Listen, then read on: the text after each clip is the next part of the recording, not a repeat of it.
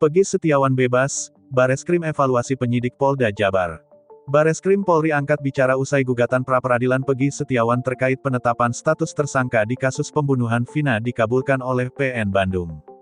Direktur Tindak Pidana Umum Bareskrim Polri Brigjen Juhandani Raharjopuro mengatakan putusan tersebut akan dijadikan sebagai bahan evaluasi terhadap proses penyidikan yang dilakukan Polda Jawa Barat.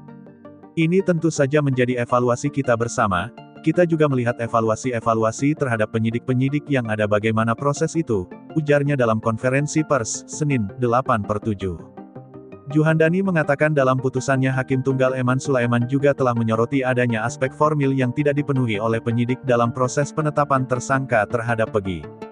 Oleh sebab itu, ia enggan berkomentar terlebih dahulu ihwal dugaan kemungkinan salah tangkap yang dilakukan penyidik terhadap Pegi.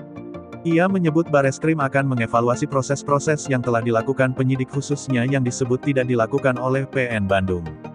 Apakah ini salah tangkap atau tidak, ini kita masih melihat dulu. Melihat sejauh mana proses yang ada. Karena kalau kita lihat dalam proses materi pra-peradilan tentu saja ada formil yang mungkin penyidik tidak melaksanakan, jelasnya. Kendati demikian, Juhandani memastikan Polri selaku aparat penegak hukum akan tetap patuh dan menjalankan putusan yang telah dikeluarkan oleh PN Bandung di kasus tersebut.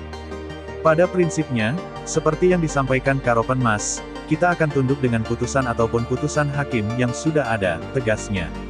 Sebelumnya PN Bandung resmi mengabulkan permohonan pra-peradilan yang diajukan Pegi Setiawan di kasus pembunuhan pasangan kekasih Vina dan Eki.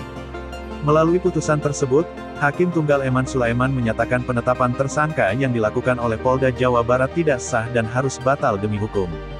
Hakim Eman juga memerintahkan Polda Jawa Barat untuk menghentikan seluruh proses penyidikan yang dilakukan terhadap Pegi. Direktorat Reserse Kriminal Umum Polda Jawa Barat juga diminta membebaskan Pegi dari tahanan. Mengabulkan permohonan pra-peradilan pemohon untuk seluruhnya, ujarnya dalam persidangan, Senin, 8/7.